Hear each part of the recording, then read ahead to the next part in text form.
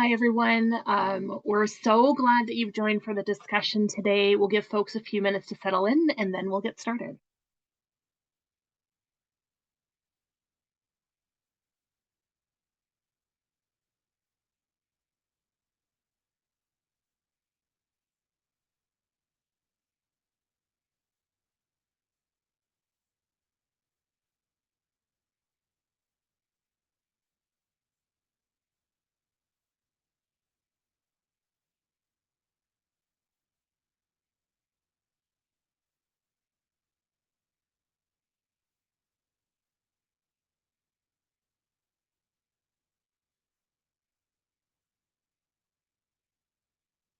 I see a few more folks joining us, so we'll just give it one more minute and then we will get started.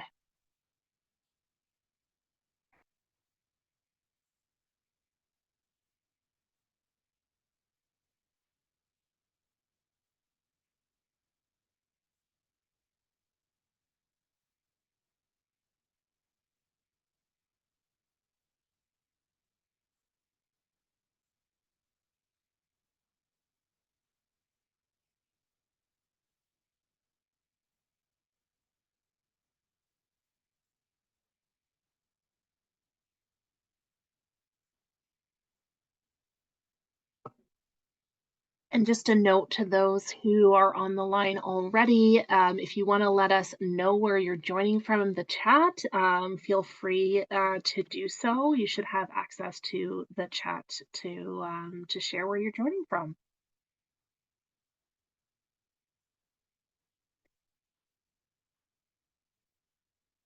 Okay. Oh, I am just watching all these locations come through. It looks like we have folks from all across Canada. So welcome everyone. We will officially get started, and I'm really excited to be here today to have a conversation on gender justice in Canada's trades and construction sectors, how leaders can engage men. I am Erin Davis. My pronouns are she and her.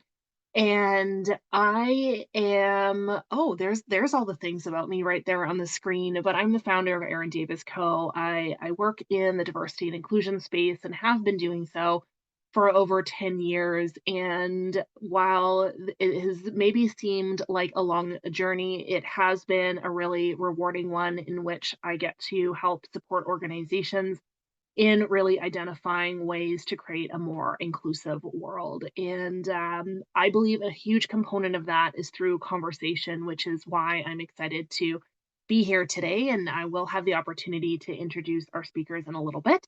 But through our welcome, I want to acknowledge the land in which I'm joining from. I see lots of recognition of territorial land in the chat, that I'm joining from the lands in which Edmonton sits and the North Saskatchewan River that runs through it. And this has been the site of natural abundance, ceremony and culture, travel and rest, relationship building, making, and trading for Indigenous peoples since time immemorial.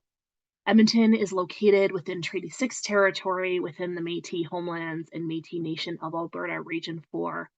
We acknowledge this land as the traditional territories of many First Nations, such as the Cree, the Dene, the Stoney, the Saulteaux, and the Blackfoot.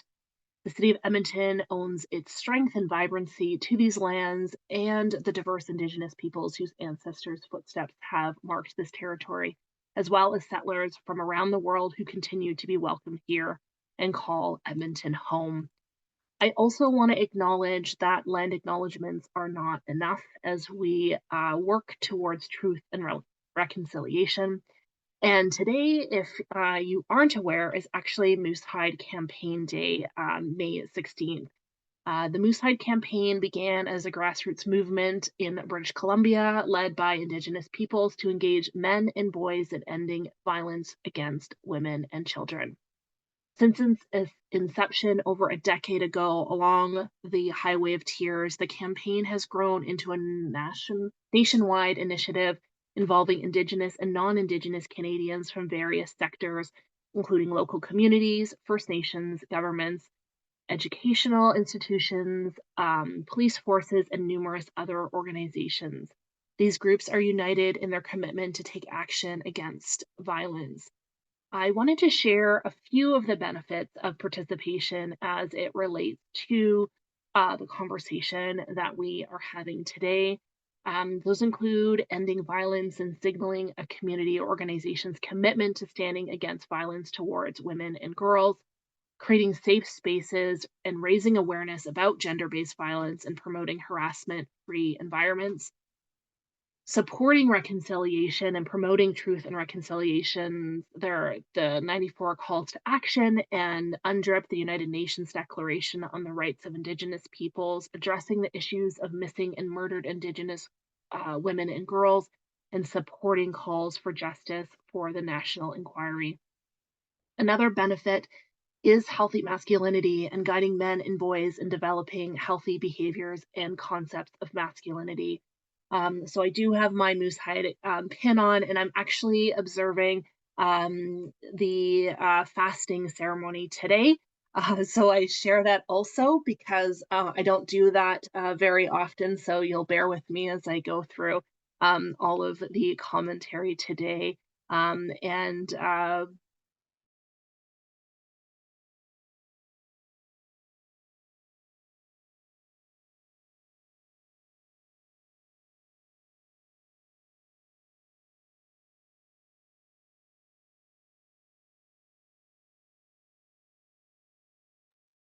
Oh no, we may have lost Erin there for a moment.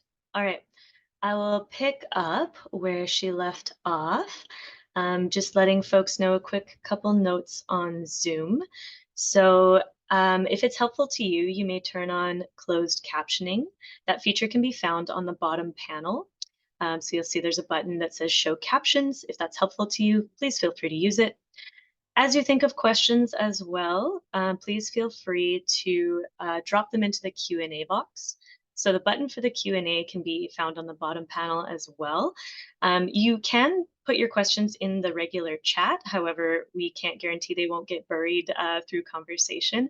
So definitely the Q&A box is the best spot for your questions. We will be taking questions at the end. We have some dedicated time set aside. Um, we can't promise to answer every question, but of course, we're going to do our best. And then, as you've seen, you can contribute to the conversation in the chat. So we will do our best to continue to drop links for you as well that are relevant as they come up. So yeah, please feel free to use the chat. So three things are going to happen in this session. So number one, you're going to learn some evidence-based tips about how to progress gender equity and create safer workplaces by engaging men in trades and construction. You're going to hear about how our panelists have used those tips in practice. And then you are going to gain some new resources to continue learning, growing, and taking action through your work. So this is how we'll spend our time together. We've got the agenda up for you all. I just realized I've been doing this with no video, so I'll turn my video on so you can see, not just a face or a voice in the void. So yes, this is how we'll spend our time together. We've got an introductory section here as we've been kind of going through. We'll start by introducing our topic, our panelists, and their work as well. And then we'll get into our panel conversation. We'll do that for the majority of the time. We've got a few great questions lined up for our panelists and some stories they're going to share with us. And then, of course, the Q&A towards the end, and then we'll wrap up. So during our wrap up, we'll just ensure you know how you can keep in touch with folks, including Charlotte, who's our amazing coordinator of the Pathways Project, how you can connect to the organizations of the speakers, and how you can access resources to keep learning and taking action. So next thing, Charlotte is going to launch a quick anonymous poll. It's going to give us a sense of who is in the room. So please take a couple of minutes to fill it out. It might be different on mobile. I'm not sure if it'll work for anyone joining on mobile, but for any of you joining on a laptop, go right ahead.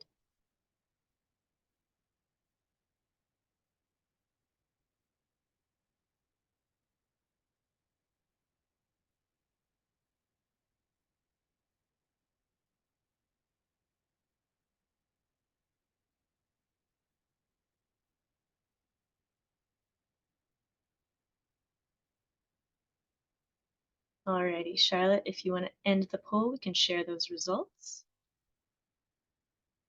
Amazing. So it looks like we've got some folks identifying as male, majority identifying as female, some non-binary folks as well.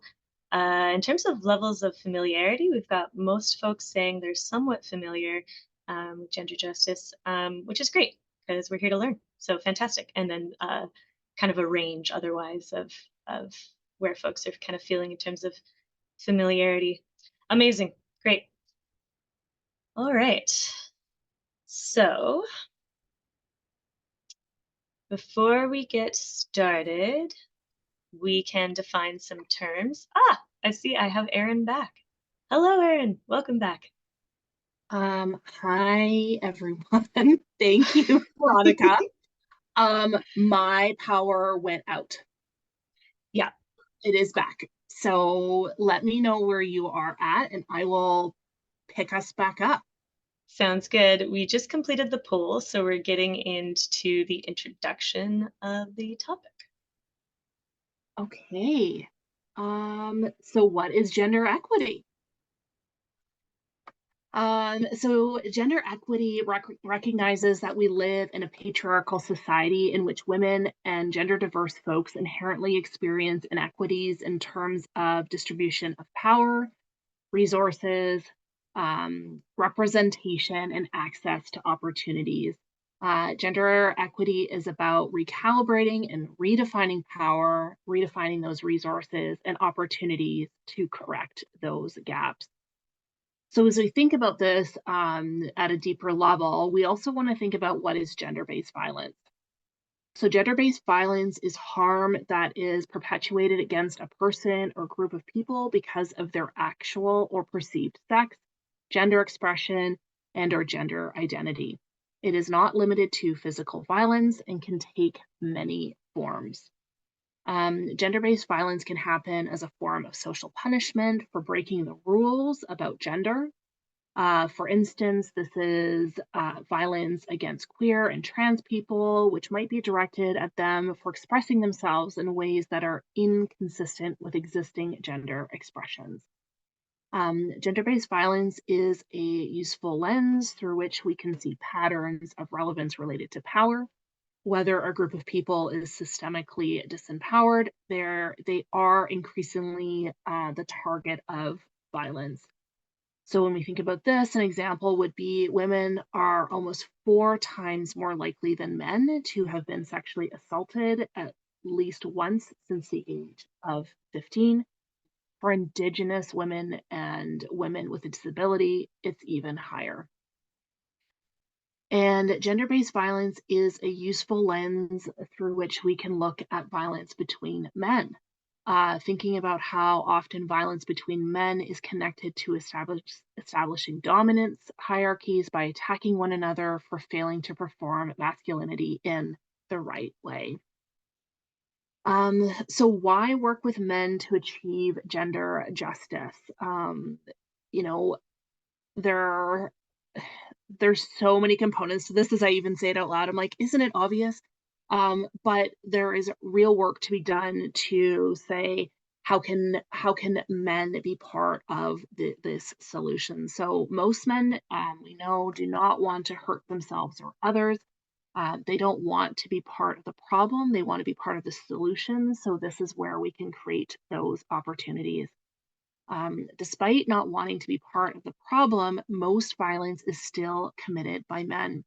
So, if we want to do something to prevent it, it's important to work with men and support them in taking on positive, pro social roles and identities.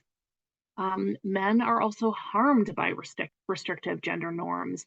They deserve safety and freedom to be trusted selves and the deeper relationship and increased well-being that can they can have as a result. And lastly, the burden to repair and prevent harm shouldn't fall to women and gender diverse people alone. To go far, we must go together. So, why work towards gender justice in trades and construction specifically? These sectors have heavily male dominant. However, men working in trades and construction still face challenges. The perfect storm of physical work, isolation, and a hyper masculine culture that stigmatizes help seeking is resulting in serious mental health issues in the workforce. For example, workers in these sectors are more often affected by substance use and addiction than any other sector. Since 2016, approximately 3 out of 4 opioid-related deaths are men, and 30 to 50% of those employed work in trades at the time of death. And the trades and construction sectors are also facing serious problems of gender-based harassment and violence.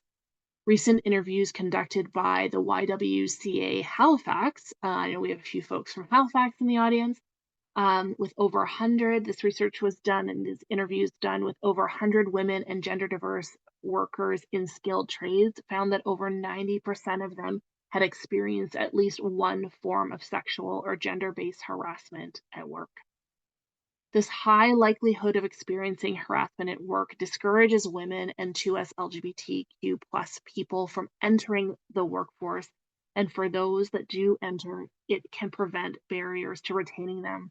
Currently, only 5% of skilled trade workers in Canada are women. And I also add to that number that that is across all trades. If we start to look at certain skilled trades, unfortunately, the percentage representation is even lower. So now we've established the context for our topic today, lots of really great information. What is Pathways and why does it exist? So Pathways is a project that's been funded by Women and Gender Equality Canada and supported by Next Gen Men. The goals of Pathways are to connect gender justice practitioners with community leaders who are hungry for change, bridge, um, build a bridge between the academic, research, and action. This is why our panel discussion today is based on research from SHIFT, the project to end domestic violence. And so you can see those links are in the chat for you. And the other piece of this work is to increase the number of people, but especially men, doing gender justice work with men and boys where they live, work, play, study, and worship. So, on to the main event. I have my fingers and toes crossed that my power does not go out again, but hey, that's why we have multiple folks on here that can help jump in as needed. So let's jump into this important conversation. Our panelists bring unique experiences of working to progress gender justice and support meaningful change in trades and construction settings. Their formal and informal roles represent a variety of entry points into this work. And maybe I just want to underscore that everyone on this call is an agent of change, and there are so many ways in which you can work in supporting this group. It's not just for certain roles and responsibilities. I'm going to call on each of the panelists to briefly introduce themselves and share why gender justice in trades and construction matters to them. So there, you're going to see their cameras pop on. I'm going to start with Bruce Deanez. He uses the pronouns he, him. And Bruce, please tell us about yourself and why gender justice in trades and construction matters to you. Yes, welcome. My background's in community psychology, so I'm always looking at interconnections in the community and at multiple levels. And clearly, it's not only in trades and construction that I'm concerned. I also work with the nonprofit sector and with people who deliver services to those who are struggling. But I think that the working in it's kind of easier to work with people who are already kind of trained to work in a service orientation. But I think shifting the culture in trades and construction, I think, has a huge potential to ripple out across the community. And I'll share more of that when I talk about the work that I've done, that this is not just about workplace. This is about shifting the culture of not only the workplace, but the people in it, which they then take out to their homes, to their recreation, to their children, to their friends, and start to ripple out and influence. So I think if we can start shifting that culture in a sector that has perhaps a bad rep um, for um, uh, uh, for toxic masculinity, I don't believe that any man wants to be toxic or should be described that way. And I think that uh, taking the skills and the resources that we have into that sector is going to profoundly influence the other sectors around and the community around them. So that's briefly my take on it, if that matters. Well, it absolutely matters. Thank you, Bruce. And that ripple effect is and can be so profound. And I found in my work there has possibly been an absence of conversation that has happened in the trades and construction sector.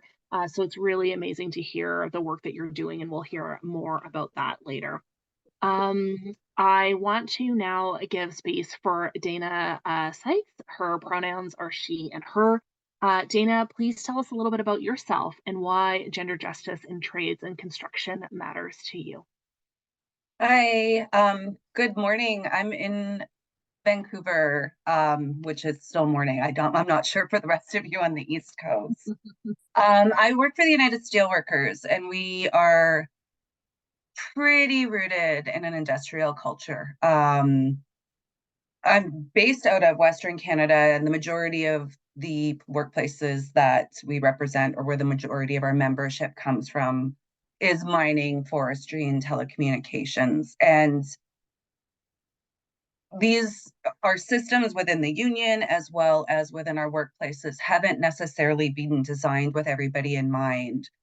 And so what we're seeing right now, well, there's a number of reasons. Personally, also, as somebody who identifies as she, her, and somebody who is a woman, it's important to me that my workplace is safe, but it's also important to me as a union representative that we are providing safe workplaces for everybody. And this is a new area, I think, unfortunately, I say this, as an industrial union, we haven't started a lot of the conversation about gender equality up until probably, I would say, about 10 years ago. And we're seeing what those impacts are in our workplace. So that includes whether or not those structures were designed with folks in mind. That could be our personal protective equipment, that could be access to washrooms. And then we're also seeing impacts of women and non-binary folks and trans folks who are trying to assert themselves in the workplace and trying to claim that space, and feeling a bit of that pushback as well. So yeah, it matters to me. It matters, I think, to the future of our industries as well as our union, that we have representation and that we help folks understand why that representation matters and why our workplaces need to be safe for everybody. Thank you, Dina. I love that sentiment. And what I'm grateful that we'll have the opportunity to go into is, and hearing the work that you're doing, moving beyond the acknowledgement of creating those safe spaces and creating workplaces that are for everyone. What does that mean? So how can folks show up in that, and what does that change look like? I think we often hear the conversation too around PPE and washrooms, and it's like, yes, and there's so much more in the that we get to learn when we have conversations with folks and figure out and find out what those barriers are for creating those safe workplaces. Now my pleasure to turn it over to our final panelist, Richard Fott. He uses the pronouns he, him. Richard, please tell us a little bit about yourself and why gender justice in trades and construction matters to you. Yeah, my name's Richard. I'm a Red Seal carpenter in Edmonton as well. And I think we're having a power storm right now, so that's probably why you're This is what happened. yeah, I'm a foreman for a builder in Edmonton here. I think what one of the reasons I feel like I'm here is I operate the crew and I run all the guys, and to this point I think I've had a pretty successful rate of keeping my guys and making them happy. And I think that just kind of starts out of like giving, caring about the guys that I'm with more than I care about my projects. Um, for a variety of reasons. You know, I spend a lot of time and energy and money training my guys. And so if I'm being over capitalistic, I'd say I'd want to see a return on that money. But truth is I just care about my guys. And I think that comes from a place that I spend more time with the guys I work with than like concentrated time with my wife even. So creating a culture where guys can go home, I can go home, we're not frustrated, we haven't been yelling at each other all day, you know, kind of creating a holistic environment for construction guys to work in. Because I've worked in several where it's been tense and there's been a lot of hostilities, and so have a lot of my guys. And so I think that's one of the reasons why I retain them so much, is that my primary care is that everyone's having fun and enjoying themselves, and that the work is getting done in an efficient way. But I think my primary care and the things that I stress about is that everyone is happy and enjoying themselves. So Yeah, thanks, Richard. And maybe just to like, double down on what you just said, because I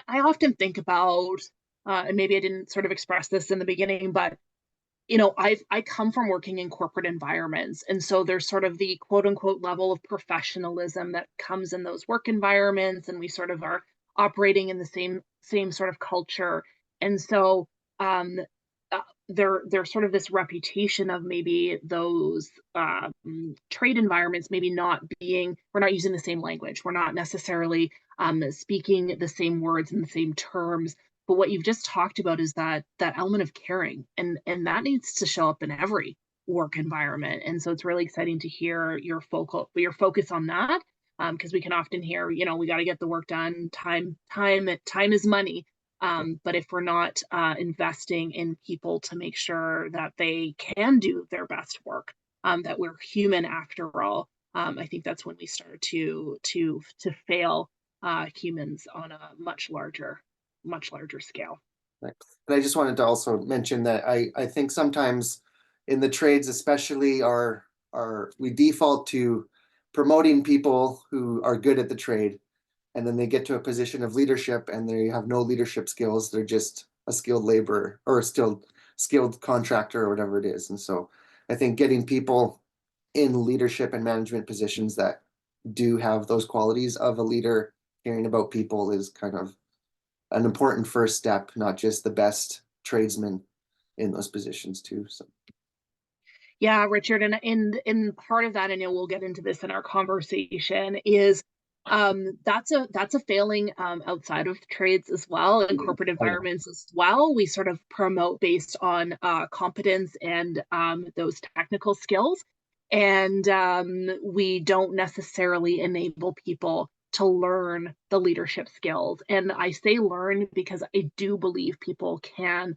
learn and grow and understand both the technical and what often gets referred to as the soft skills. It's the connection in my work of the head and the heart, because obviously we need to be able to be competent in the job and the task that's in front of us. But if we're given the role and responsibility to lead a team, to manage a team, whatever that language is, there is a huge component of hard work that's involved in that. And we've got to enable people to do that work well. So welcome to all our panelists. Thank you for introducing yourselves. We will be leveraging SHIFT's 2022 report titled Calling in All Men, 26 recommendations for engaging and mobilizing men to prevent violence and advance equity, as the basis of our discussion today. So one of the first recommendation in SHIFT's report is to adopt more creative methods to engage men and keep them at the table. So this is for Bruce. Bruce, what comes up for you when thinking about this recommendation, and do you have any stories of when using creative methods have worked for you in practice? Yeah, I'm back. So if you're wondering about the strange and mysterious picture that comes up when I go off, my partner and I share this Zoom account, and she uses it way more than me. So that's actually not a photo of me. So Thank you for letting us know. just checking. So I think that one of the things that's been problematic for a long time on working at these is there's been an assumption that all they have to do is let men know what the problem is, give them some encouragement and support, and off they go, and everything will change. I was called in when Women and Gender Equality in 2018 came up with their three-stage model for change, and which was identify the issues, challenge the behaviors, and sustain the work. There's absolutely nothing in there that talks about motivation. There's no why. And I think that that's a core piece that we have to recognize that men need to know, what's this got to do with me? This is a women's issue, or why would I do this? You're asking me to give up all my privileges. Like or you're asking me to take risks. If I do this in the workplace, I'll get the shit beaten out of me, right? So there are some actually uh, real physical, psychological, and social risks for men to engage in this process. So I think we really have to be creative in recognizing this isn't about blame and shame techniques, or men are evil, you have to do this. Men are good people. The other thing that's been problematic is we often appeal to the traditional men roles, the protector, the defender. When we talk about men working to end violence, we're not talking about getting their AK-47 and patrolling the parks, right? So there's I'm just thinking of there was an organization that asked me to come in and work on gendered violence, and there was a man and a woman that was representing them, and the man was sitting there really nervous, saying, "Well, I shouldn't even be here." I said, "Well, why not?" "Well, I'm one of them." "One of who?" "Well, I'm a man." "Yeah." And so there's this huge fear and barrier. And I said, it's true, most violence against women is perpetrated by men. Yeah, absolutely. It's not true that most men perpetrate violence against women. And so sometimes there's this look on his face, like, I have a place at the table? Because most men don't even know they have a place at the table, or they would even be welcome. So you have to do a little bit of creating, flipping of the ideas and the places to make them welcome. And I think that's a lot of this has to do, you can't sit and lecture people on how to behave. That's just not functional. But if you can create experiences that give them a sense of what's going on. One of the things we sometimes do, if we've got a mixed gendered group and we're dealing with this, we ask the men, what do you do every day to keep safe? And in the construction trade, they'll talk about, well, I got my, steel-toed boots, I got my hat, And then you ask the women, and 15 minutes later, they're still talking about everything they have to do and just to keep safe. And the men's jaws are just dropping to the ground. They had no idea. So that first step is just, raising the consciousness about the different lived experiences.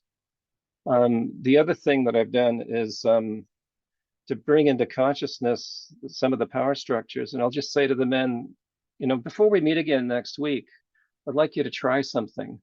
When you're walking around, whether it's a mall or the street or anywhere with us, a group of people, just practice giving way to every woman that comes towards you. Just try it and come back and tell me what happened. And they come back and they're kind of stunned. And a lot of them said they all apologized. And it's like, I'm just getting out of the way, but oh my God, I've made a man get out of the way. That's dangerous, right? Or some of them sort of turned and fled because, oh, he's moving around. Is he coming after me? And so this is lived experience, as opposed to telling. You can't just tell people that this is happening. We worked with I got a call from an owner of a construction company in rural Nova Scotia, and he said, I hear you do work with men. He says, yeah, oh, great. We'd like you to come down and change the culture of sexual harassment in our workplace. And because I love the easy jobs, I said, sure, we can do that. And this is not something you do in an afternoon. This was a 2 or 3 month process. And the first thing I realized when we met with the senior management team, they were pointing at all the other guys, all the workers. And I'm thinking, actually, if we don't work with the senior management team and shift the culture there, that's a complete waste of time. So we spend a lot of time going through, I don't have time to describe this 4-stage process we go through, but this idea of connecting with what are the issues, and the key one is, what does this have to do with me? Why should I care? And then what can I do? What can I actually do to make a difference? And who's going to stand by me?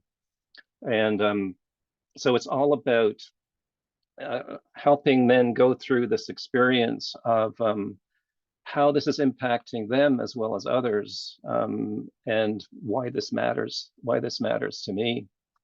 Again, 5 minutes, I usually do this in a 2-day workshop. So, but one of the things that happened over not the first week, but over time, one of the guys who was, it looked like a tough guy, the tattoos, 250 pounds, and he had almost had tears in his eyes. And he looked at me and he said, I'm going to have to go home, talk to my boy. And that's when you know that it's gotten through. This is the culture shift. It's not that, oh, we have a company policy, then page 47 tells me I have to do this. And it's all about behavior modification. I'm going to modify your behavior in the workplace so that you don't do behavior X. And you can do that, but it doesn't shift the culture. It doesn't change. But when you start relating this back to what matters to men, and that men have, we can activate the sense of empowerment and ownership and connection, and they suddenly realize what that can be, and they start taking it out to their family or taking it out to their friends. I met with the owner a few months after we finished this process and said, well, how did it go? He said, you'd never believe it. The people who are the worst offenders, they're taking the new guys under their wing. And this is where the shift happens. It doesn't happen when management throws a policy book at someone. It happens when your buddy's sitting next to you saying, hey man, that's not cool. And they're doing it not because they should, but because they really believe it. They really understand that this happens. I don't know how much more time do I have. I know I can go on forever for.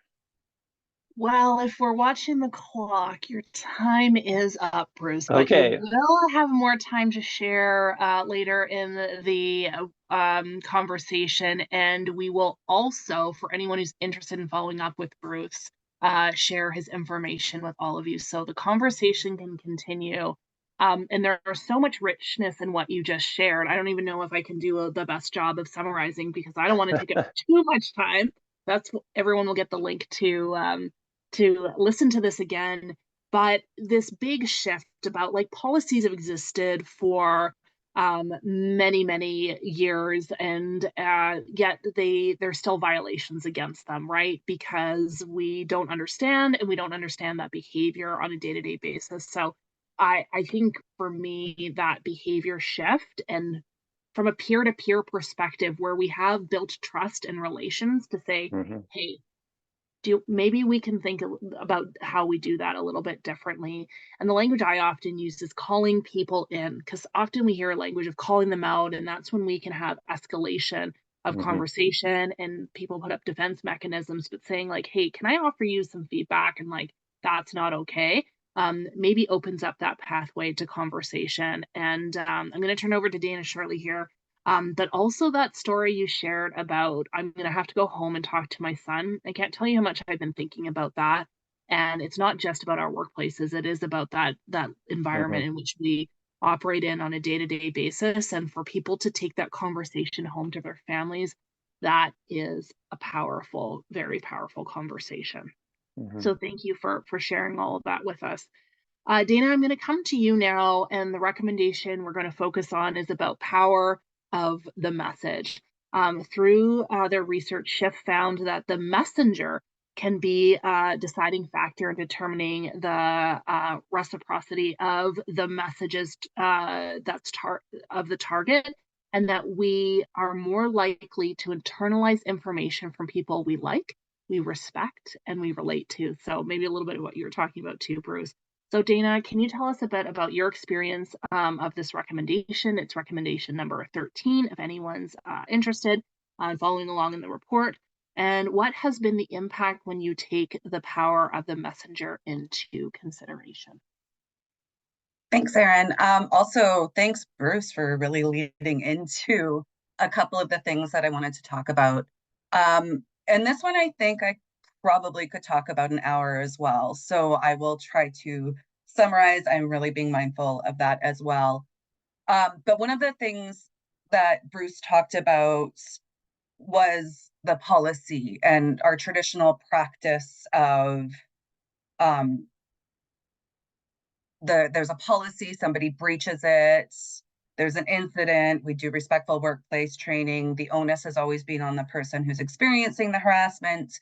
So as about 2018, steelworkers in Western Canada took on a project which was initially partnered with the Ending Violence Association of BC and the BC Lions, where we were like, okay, we're going to train men in our workplaces and we're going to train men to deliver this message. We've also then evolved that program now where we have a partnership with the CFL Players Association. So we have players across the country, as well as steelworkers who are now being trained to deliver this message. The one thing, I'll be honest, the one thing that really struck me at the beginning of it, especially when I was working with Tracy Porteous, because for years, I've been standing on a table screaming like, this is women's experience. This is what we're experiencing at work. This is what I'm hearing from women members, and not really feeling like my voice was being heard. And we send this giant football player in to tell our stories, and everybody listens. And it was really frustrating for me. Like, I remember just sitting there being like, oh, this just like, it's good that they're listening. But in my mind, I'm like, this is still reinforcing gender bias because a woman continues to repeat this and we're still not listening, but we send in a professional athlete and they do. And I've had to accept that. Like, it's been a really hard moment for me to accept that right now, if this is what works, it works. And it also, through the training processes that we're doing, like our new program is with the CFL Players Association and White Ribbon, we spend a lot of time in training with steelworkers and football players talking about what the impacts of gender-based violence are and talking about what's harm, like that there is healthy masculinity, there is harmful masculinity, what are the impacts and what does that look like in our workplace? And it's really like, it's refreshing for me at this point in my career to hear men having these conversations and getting it, because me delivering the message hasn't necessarily worked. And that's a little frustrating. So I say that, but I'm also really grateful for the participation that we've had from men who have stepped up in our union, and also to the CFL Players Association for the men who have stepped up there. Two more points that I just wanted to talk about as well on the messenger, because it's not necessarily we're always going to have professional athletes to deliver these messages. But when we think about who those workplace leaders are, and I'm sorry to anybody who is a CEO or a union leader who's on the call, that doesn't necessarily mean that those are the workplace leaders. Those workplace leaders are the ones who folks have trust in. They're the folks that are the go-to people in the workplace. And those are the people that can absolutely change that culture in the workplace. So we're really trying to identify who those folks are, because we need them to also be there to shift the culture. And then one final thing that occurred to me at some point late last night, which I think is really important, and I'm hearing from Women of Steel and from our members in the LGBTQSIA plus community. That representation and that leadership also matters when we're thinking about what trade school looks like. We need to have leaders that are coming in, because we all remember those influences we had when we were in school and how that shifted the culture and how we thought about our careers moving forward. Like we might not have remembered everybody, but there are people that we do remember, and we have to utilize those folks, because a lot of what we're seeing within our workplace culture is learned in trade school, unfortunately. And we don't see a lot of women leading in the trade school, so we don't see representation even at that point. So we're told that, maybe not directly, but but what it is sending us is the message of, you don't belong here, you're not a leader within here. And so we can't see that message moving forward. But also we need to start within the trade schools also delivering the message of, this is what it means to be a leader in the workplace, and this is what it means. It's also part of your job to support everybody who works in that workplace. So thank you. Thank you, Dana. Love your late night thinking on representation matters. And, I want to add a little bit on that, because I think about this a lot. Because in the world of for me, creating a more inclusive world, like, that's for everyone. So at some point you're kind of like, yeah, it shouldn't matter who's at the front of the room if they are there empowering their students to learn, to listen, to move into their careers and be successful. But I think the piece that in that is, right now it's not working. We're not seeing the representation numbers. We're not seeing folks go into trade schools, and so that's why we see this like astronomical underrepresentation. I say that because I used to work in the engineering sector for a number of years, and so in that field of work, we sort of see around 20% representation of engineers being women, and so that's better than 5%, but there's still a long way to go. And so there's many places along the pipeline of, this is an exciting career. Would you consider coming into this field of work, being in the classroom, being seen by your instructor, and then when you go out and work in the field, also having that representation. And so I agree with you. It really does matter at this stage. And if you ask someone who's working in those environments, what's your story? What's your connection to this work? They often have someone of the same gender identity that has shared and helped them along in their journey. And not everyone's story, but often there is. So I get you on, sometimes it's frustrating to not be the one at the helm, to be the messenger of that, but we can be part and contribute to it. And so I like to say it's operating within the system as it currently is, as we also work to dismantle it. My words, and maybe my evolved words, is how we evolve the system so that they do work for everyone. So thank you, Adina, for letting us know more about that consideration. Who is that messenger? And that really can be impactful and opening up the dialogue so people can be those agents of change. Richard, I'm coming to you next. I'm going to take this moment of opportunity, because thank you for answering the question that came through the Q&A. I think everyone can read that, but we had a beautiful learning opportunity, which I want to make sure everyone is aware of. And just reference to guys, Richard shared that currently is the current state within his organization, but something that he's working on in terms of catching that language. It is the hardest, I think, I constitute as one of the hardest ones to shift in our language, because if you go home tonight and watch a show, or for anyone who's calling in from Edmonton, maybe Vancouver as well, there's a pretty exciting hockey game happening tonight. And you listen to the language that's used, we continue to perpetuate the use of a non-inclusive word. So there's a lot of more room to do better on that, but thanks, Richard, for answering that. So coming to you, and the next idea from Shift's report is that in order to work towards more safer and more gender equitable workplaces, we can leverage the power of men's relationships with other men. This is recommendation number 12. So Richard, can you tell us a little bit more about what comes to mind when you hear this recommendation and how you've used this in your work? Yeah, I think this goes back to my point earlier, and just kind of caring about my guys maybe a bit more than the project.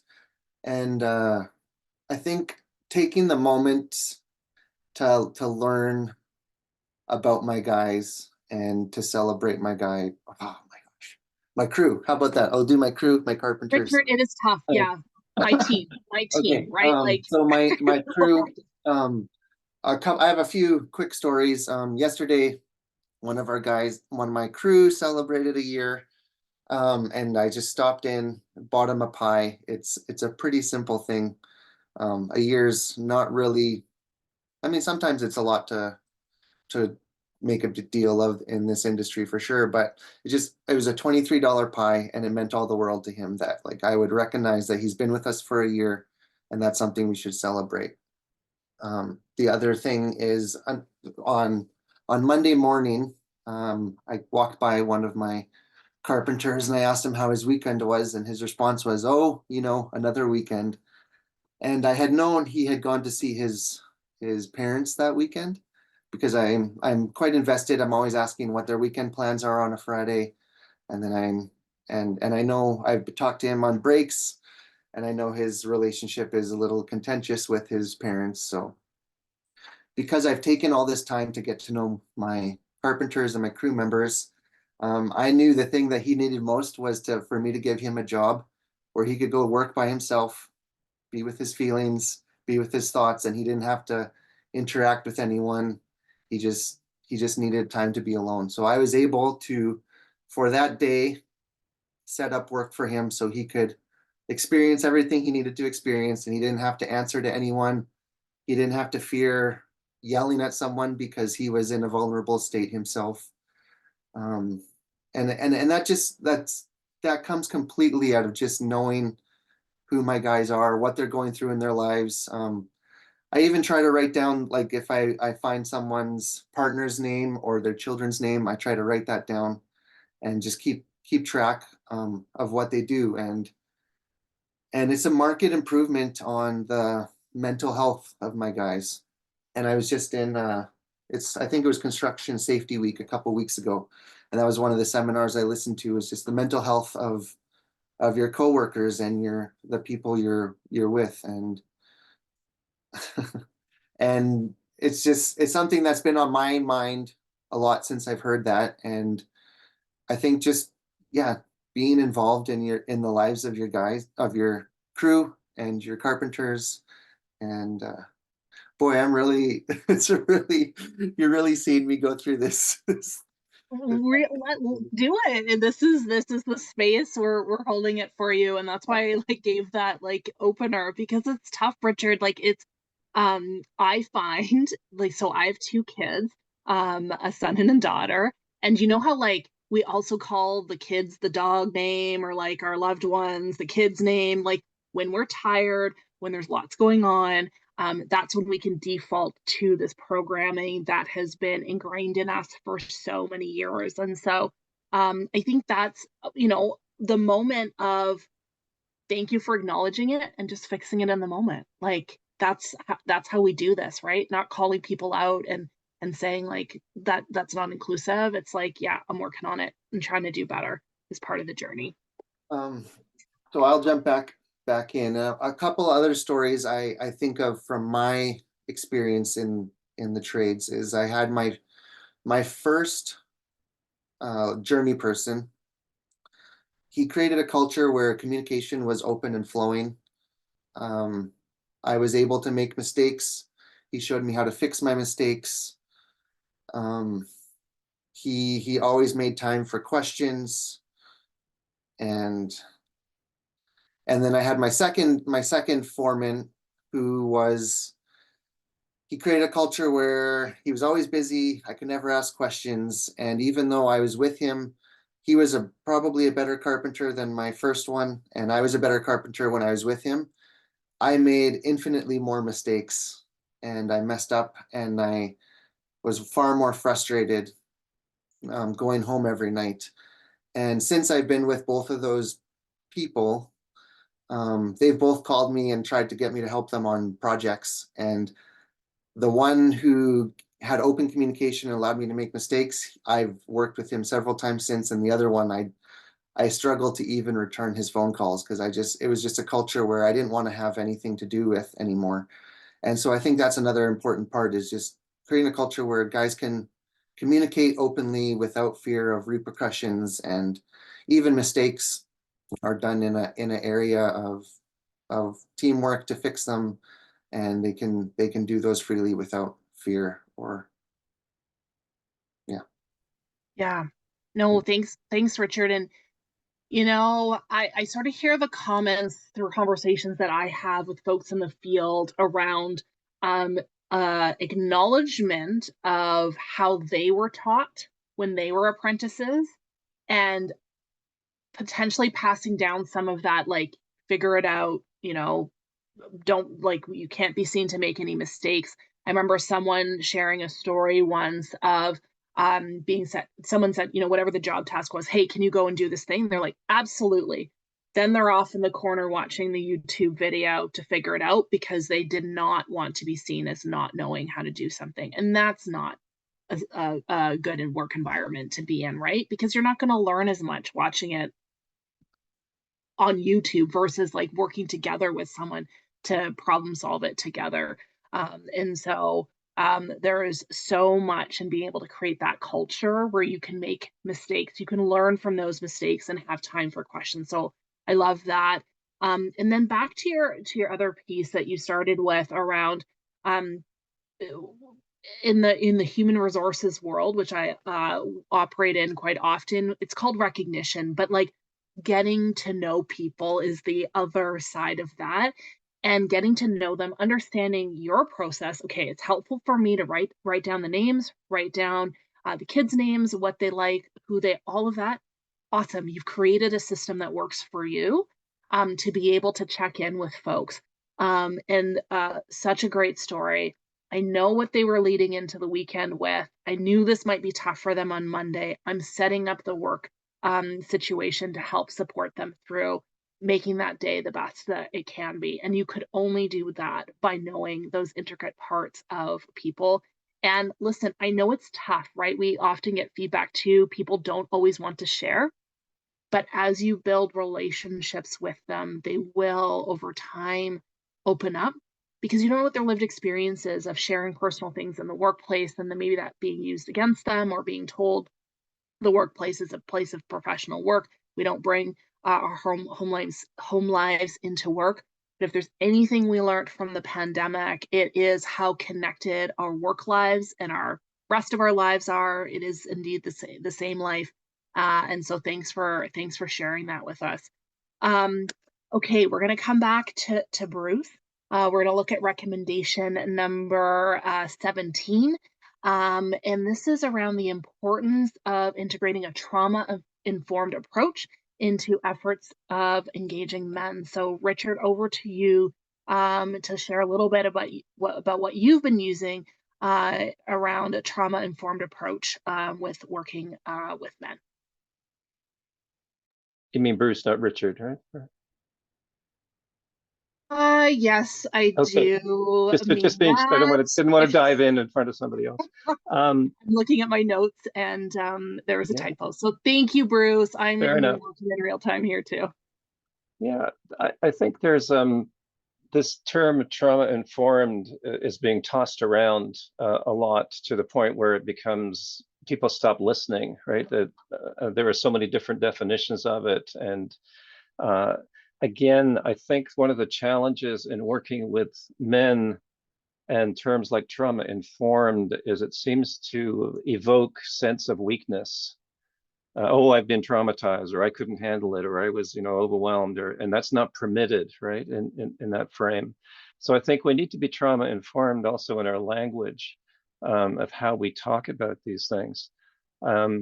One of the things that's really key, again, I was mentioning, rather than working on an individual level, working on the workplace level, the culture level, that it's about a trauma-informed workplace, not a trauma-informed relationship with an individual. What is it that you can do to create a workplace that does not traumatize the people who work there, and is aware of the implications of that. And the other piece is when we think of trauma, we often think of acute trauma, like maybe there was a serious workplace accident, or maybe somebody had, some incident that was really traumatizing or overwhelming. But a lot of the research into trauma shows that uh, consistent ways of being treated over time rather than an acute incident can be just as traumatic and create complex PTSD and other issues. And part of that is the way men are treated as men all the time. We work in this exercise called the man box. And look at, like, take it, what is the box that you are supposed to be in order to be a real man? And I've worked with this with the construction. I've worked with this with fifth graders. I've worked with this with seniors. Any group of males can fill this in minutes. You have to be tough, don't show weakness, you got to be the breadwinner, answer to no one, be muscular, be powerful, be rich, be sexual, and so we fill this out, and again, this is the experiential part, and say, well, what names do you get called when you step out of that box? And you can imagine what they are. You're a bitch, you're a pussy, you're a girl, you're weak, you're a chump, so many of them are about being female. And so what we've taught men is the worst possible thing to be is female. So what are we teaching our children about women? What are we teaching our boys? All right. The next thing I do is ask them, what happens to you when you step outside the man box? And you start seeing the fear in their eyes. Well, I get isolated, I get ridiculed, I get pushed around, I get beaten up. Some people get killed. I remember an incident in Texas where somebody was talking to a guy who was catcalling women and calling, as you say, calling him out. He ended up with a knife in his ribs, right? So there's the fear of stepping outside of the man box, right? Of that conditioning. And so what I ask them then is, so being in that box, is that a place of power? It's certainly a place of perks. You can list all the perks if you perform in that way. You get more pay, you get respect, we all know what perks men get. So I say to them, it's kind of like rats in a maze, isn't it? If you perform well, you get the kibble, and if you don't, you get the electric shock. Is that a place of power? And how would you like to reclaim power over your life? How would you like to have choice rather than live in fear? And do you realize that you have been conditioned without your knowledge or consent to behave in this way? Without my consent? You kind of play the man box against itself, right? And people start realizing that all of these things are disempowering to them. So when I talk to people, I say, one of my goals is to help empower men. And they think I've got 6 heads or something. But men have pseudo power. They're only given power if they obey the rules, right? And so helping them shift out of this very traumatizing life that is being imposed on them by the man box and into a place where you can reclaim choice about what you can choose to do, how you can choose to relate to people, is incredibly empowering. We tie this a little bit into oppression liberation theory, because one of the things that men experience is, particularly, people who are working in very difficult situations, or maybe not with much pay and with a lot of stress, and there's a sense of feeling of oppression, and the tendency then is to say, well, who's oppressing me? And if you look at who oppresses youth, well, it's older people. Who oppresses women? Well, it's men. Who oppresses people of color? Well, it's white people. It's like the opposite. So men look for the opposite, which unfortunately for the men's rights people turns out to be women. And so they're just looking for, why am I hurting? Why, and there must be somebody doing this to me. And they move into this opposite, and it gets into this very disputational and violent response. So when they realize that this is a different piece, this is the cultural, this is not a group of people targeting men. This is men living in a culture largely of their own creation, right? That is oppressive towards them. So all of the stuff we've learned about oppression liberation work doesn't apply.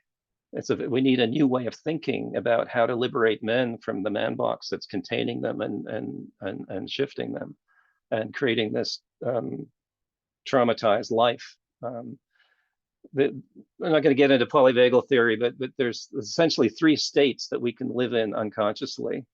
There's either shutdown, or there's fight, flight, freeze, or there's social engagement. And anytime we get stressed out, we fall away from social engagement. And we fall away from this natural human tendency to connect and to be social. And so all of these ways in which men are conditioned and traumatized into behaving in this, man box way, are leading them out of the capacity to be socially engaged with each other, with women, with children, with coworkers.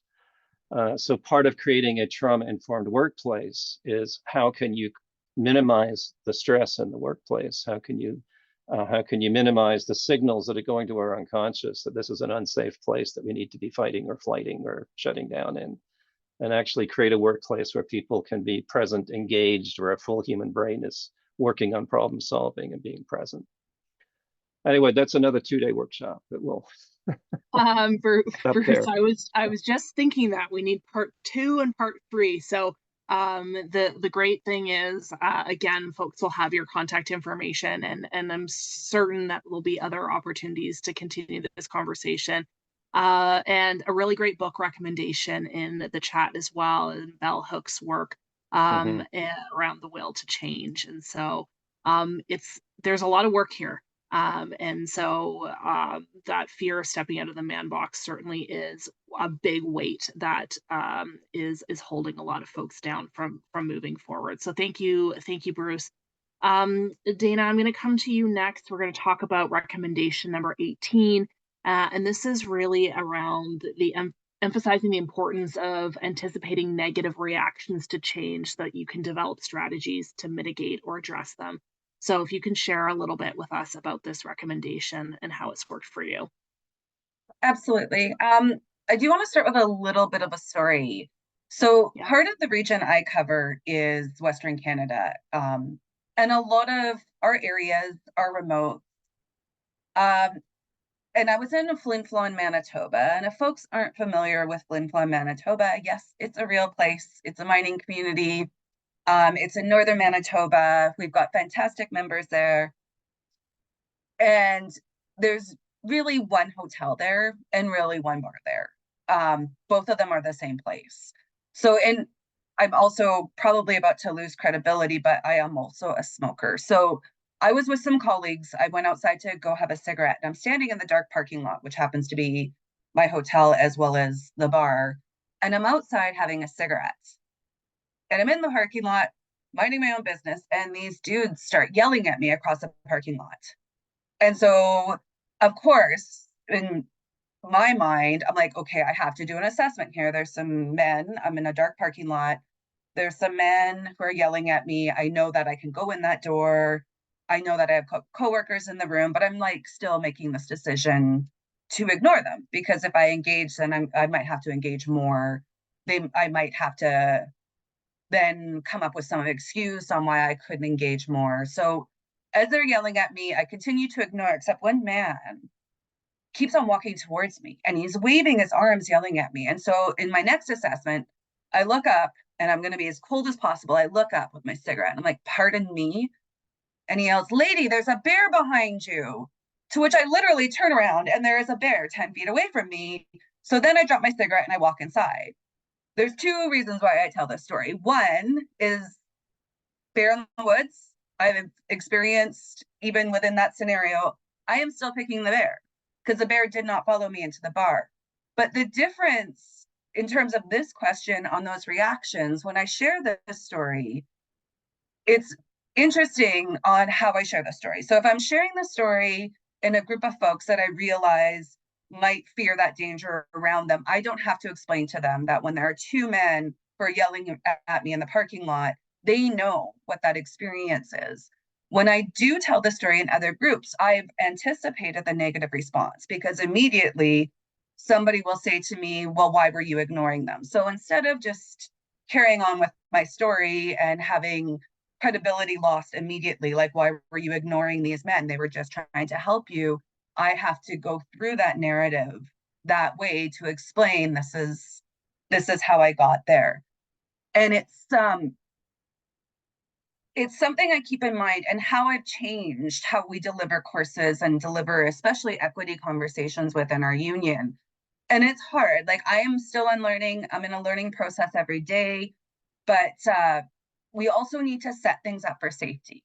So if we are starting a classroom now, I want to be sure that we are providing a safe work environment for everybody. So instead of, when I start the class, we ask everybody to introduce their pronouns. I don't want to misgender everybody in the classroom. So when we start that discussion, I also don't want to do damage to somebody in the classroom. If somebody wants to debate with me what a pronoun is, or what a or whether it's legitimate or not, because I don't agree that that's safe. So I consistently have to strategize around how we address things. And it's challenging, but it's also important, because old me immediately would just be like, nope, you can't say that, get out. Like, and that's not shifting the culture. So I'm trying to give more information before we actually add new information as well, so people understand what the impacts are before they go into the defensiveness, because that line of defense is pretty tight. Like, we hit the ground a lot of the times, like even with the washroom discussions right now, like, well, I don't have a clean washroom is usually the response. Instead of looking at it through an equity lens, we have to acknowledge that, yeah, you're right, we don't have access to washrooms for a lot of folks. Unfortunately, certain people are disproportionately impacted. Thank you. Thank you, Dana. And if folks have questions, please put those in the Q&A. We will have a little bit of time for that. I don't know if there's a link on this to my Next Gen Men friends, but if you're wondering about the bear versus man conversation, which I'm not going to dive into today because we don't have enough time, you can Google it, and there's been a huge debate online around that. So thanks, Dana. And I think what I call what you just described is this constant calibration, which, thank you for doing it, because it's exhausting. I think about this all the time, and where's the move, where's the maneuver, but that's how we're going to start to shift things going forward, and understanding where people are at. How do we help bring them into that dialogue, and understanding that if we exclude them from the conversation, get out of the classroom because you're contending this, then they learn nothing. So it's a tricky balance, if I can say that. So Richard, I'm gonna come to you to our last recommendation here, and really around we don't always have to introduce big, shiny new policies in order to make change. Small actions can be very powerful when it comes to making change towards safer, more equitable, and healthier workplaces. So, Richard, can you tell us a bit about what comes to mind when you think about the power of small actions to catalyze change, and any examples that you have as well? Yeah, I think for me, most of these opportunities come when a mistake has been made, because those are probably times of most vulnerability for the team and the crew. So usually, I operate under the idea that, all of my skill, all of my knowledge, I wasn't born with any of it. It was all inherited, or learnt, and a lot of it was learnt by making my own mistakes. So incorporating the idea of knowing who my team is, and the way they operate, I try and decipher the best way to approach maybe a mistake that's been done on the job site. So I know some of my team are a little bit more susceptible to being embarrassed. So instead of calling them out in front of everyone, I will bring them in, show them the mistake, and then talk to them privately. And because I like to kind of tackle mistakes as a team, I then can, after I've brought them in, I can share like the mistake that's done. And oftentimes, if they're already on task, I won't pull them off task. I will say, this is the mistake. This is why it's bad. I'm going to fix it. You just continue on, but I don't want you to make this mistake again. And so I create an atmosphere where people can make mistakes, but I also create an expectation of learning from those mistakes. And I think that's just when one of my team made a pretty big mistake a couple months ago. The whole team kind of came together, and they brought ways that we can try and fix it. And then once we had a way forward, I was the one that went ahead and fixed it. I said, don't worry about it now.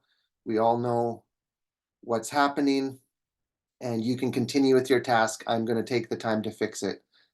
And it's just that small action where I could have very easily given him a pretty terrible job to do, but I just did it myself. And then as more terrible jobs have come up or repairs have come up, and I'm standing there with one of my team members, and I say, you know what, this is going to be pretty terrible, but we're going to do it together. And because I've already built that relationship of doing maybe things that they don't want to do, they're more willing to jump in and do things with me or for me. To scratch, like, kind of the idea, scratch my back, I'll scratch yours. And so those small actions, I also try and incorporate that, there's no job below anyone. And when two of my, or I'd say primary carpenters now, when they started with me last November, there was some holes that needed to be dug before the frost set in. And they were on task already. So what happened was me and the other foreman, we grabbed the shovels and we dug the holes. And both of them separately came and talked to me, and they appreciated the fact that I could have very easily gone down the ladder, given it to the person lowest on the ladder, but I just knew it needed to be done. I didn't want to call any of my team off their tasks, so I just did it. And that just again goes to they see that we are a team, and that we're all willing to do the dirty stuff if we need to. And we were covered in mud by the end of it, and they were still clean because they were doing their tasks. But I think it's just those small things where they see, I will sacrifice myself, and in return, when I ask for that, I don't really have any blowback or feedback on it. And yeah, I just, kind of setting the small examples and doing it myself is the best way to ask people to do it in the future. So Yeah, thanks, Richard. I often think about that in terms of role modeling, right? And so yourself in a position of power, by virtue of the role that you serve in the organization, allows you to sort of say like, "Hey, look, I'm gonna pick this up and I'm gonna do this." And I think that shows up in so many different ways, and saying like, "I'm gonna I'm going to step out of the man box. I'm going to challenge the stereotype on this." If you hold that power and people see you doing it, it gives them permission to go, "Oh, maybe I can do that too." So I think it relates to many different things. And Charlotte shared in the chat, with she's with Next Gen Men, about this balancing empathy and accountability. And I think maybe sometimes folks go like, "Well, how much give can we give to people in terms of like allowing them to make mistakes and things like that?" Well, we have to have a very upfront conversation about what does accountability look like, and like you mentioned, sort of how are we learning from our mistakes so that they don't happen again. So thanks for I sharing think it that. kind of goes to a bit of what Bruce says is, breaking that hierarchy, that it's like, you go up to these and you think you're done with these tasks when you go higher, but breaking that social ladder or that business ladder, that it's like, no, these tasks are still well within your range to do. And I think in a way that kind of breaks some of that toxic workplace and toxic masculinity, that you get to a point where you don't have to do this stuff anymore, and you just pass it along down to the apprentice or to the lowest guy. But try and create a culture where no, everyone's has a shovel in their truck for a reason, and so you got to use it too. So Yeah, love that. Thanks, Richard. Lots of really great resources coming through the chat, so we'll make sure that you get all of those in the follow-up note. Before we jump into the Q&A, we have another quick audience poll for you to see which recommendations or strategies you'd like to learn more about. So we'll pull that poll up.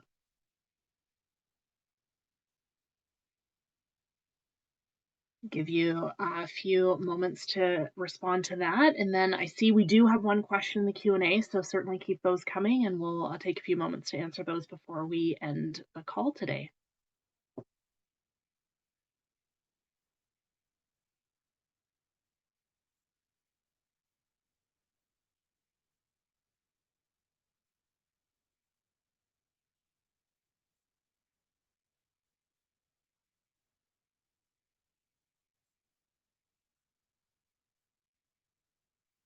Ooh, I hope that for number 2, folks are fired up to learn more.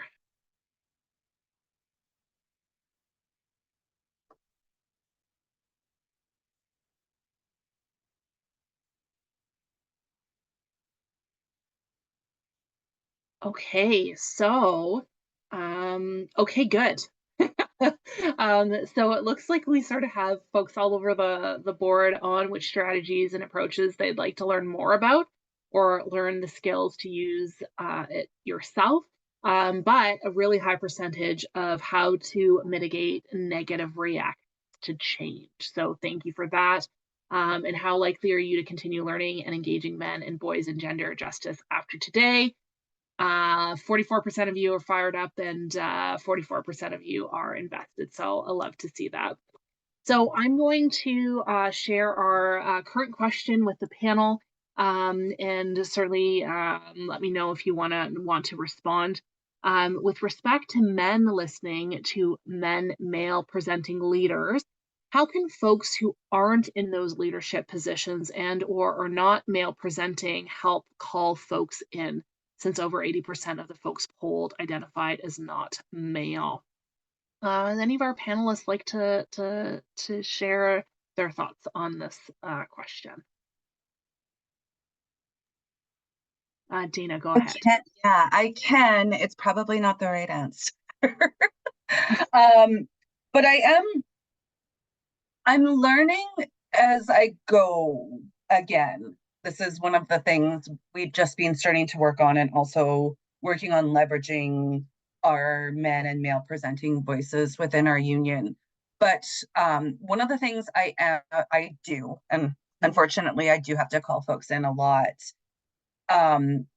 is ask them to reiterate what they're saying to understand what they're saying, and not in such a defensive manner, which is, I'm not going to lie to a lot of you on this who are watching this, are probably frustrated and want to do more as well. So it's really hard a lot of the times to just to put that below the surface as well.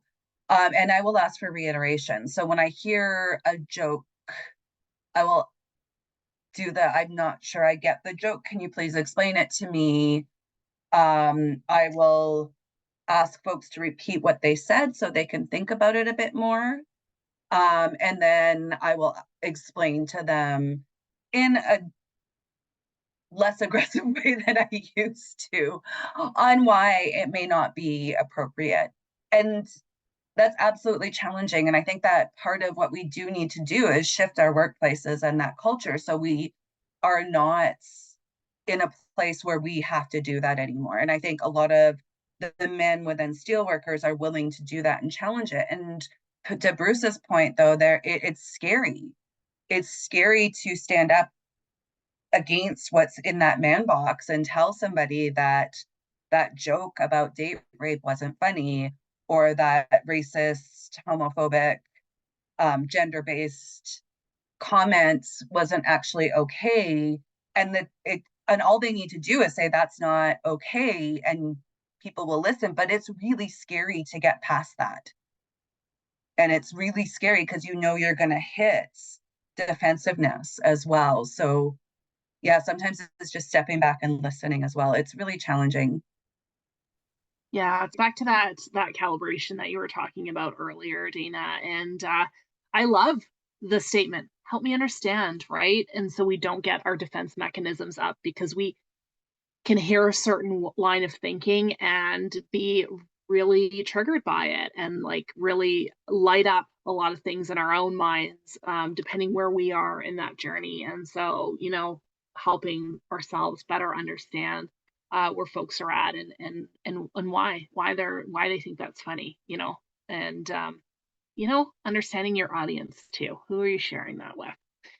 Um, would Richard, Bruce, any thoughts on the question in the Q&A that you want to weigh in? Bruce, go ahead.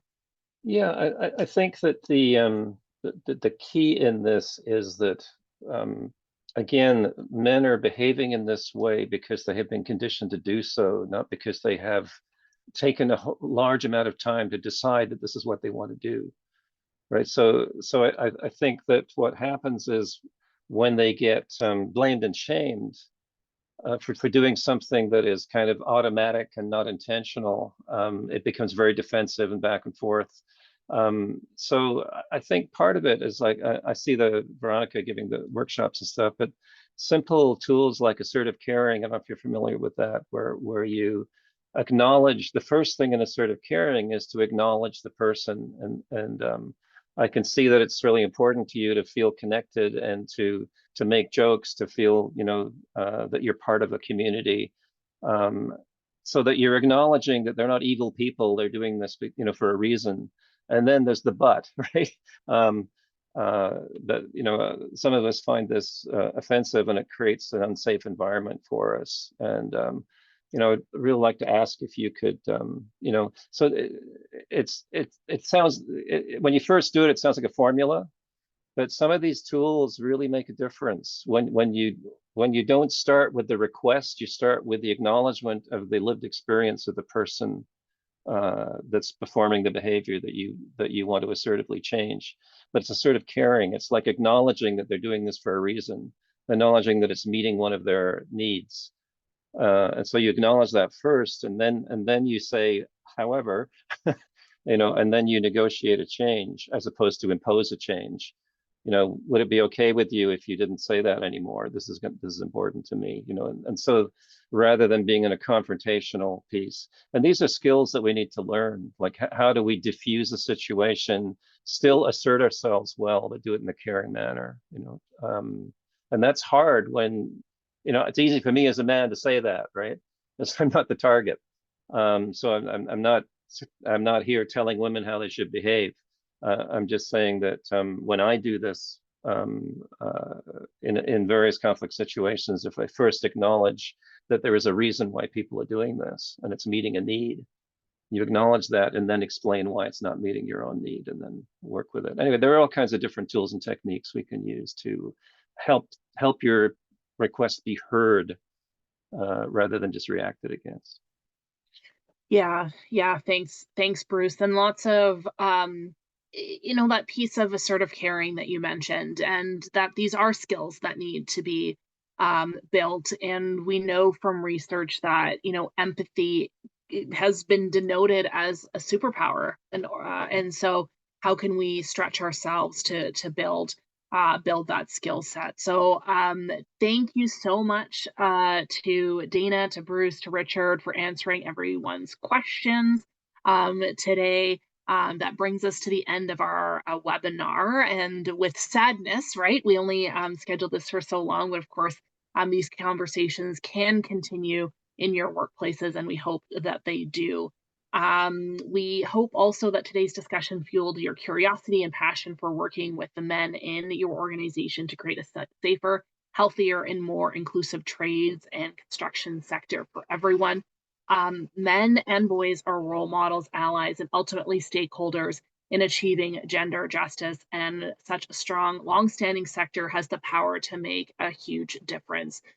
We hope that after today, you'll consider reaching out to the organizations of the panelists to continue to learn with and from leaders in this field.